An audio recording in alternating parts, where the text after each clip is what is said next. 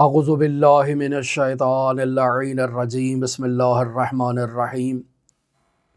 عزیزان محترم، حرام مہینوں میں جو ہے وہ 3 دن کا ایک عمل نقل ہوا ہے رسول خدا صلی اللہ علیہ وآلہ وسلم سے۔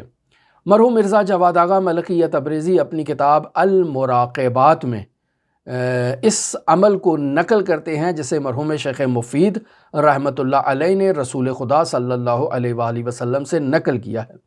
عمل کچھ یوں ہے کہ حرام مہینوں میں 3 دن کا یہ عمل ہے، یعنی ہر جمعرات کے دن، جمعے کے دن اور ہفتے کے دن، یہ 3 دن جو ہے وہ انسان نے اس عمل کو انجام دینا ہے ماہ حرام میں۔ کیا ہے؟ ان 3 دنوں میں انسان نے روزہ رکھنا ہے، اور جو شخص ان 3 دنوں میں روزہ رکھے گا اللہ اس کے نامہ اعمال میں 1 سال کی عبادت کا اجر مکتوب کر دے گا اور لکھ دے گا۔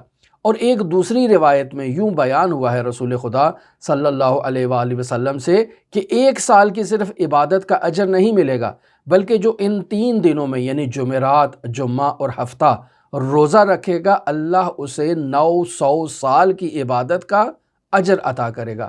اور یہ جو 900 سال کی عبادت کا اجر عطا کر رہا ہے، اس کا ہر دن معمولی دن نہیں ہوگا، بلکہ دن ایسا ہوگا کہ جس میں انسان صائم ہو، اور رات ایسی ہو کہ جس میں انسان نے شب بیداری کی ہو اور اللہ کی عبادت کی ہو۔ پس ایسے ہی 900 سال کے ایام خداوند متعال اس کے نامہ اعمال میں مکتوب کر دے گا۔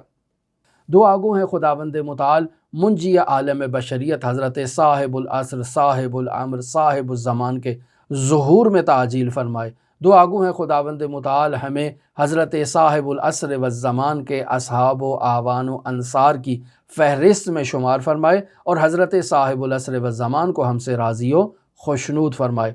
اللہم صلی علی محمد و آل محمد وعجل فرج قائم آل محمد۔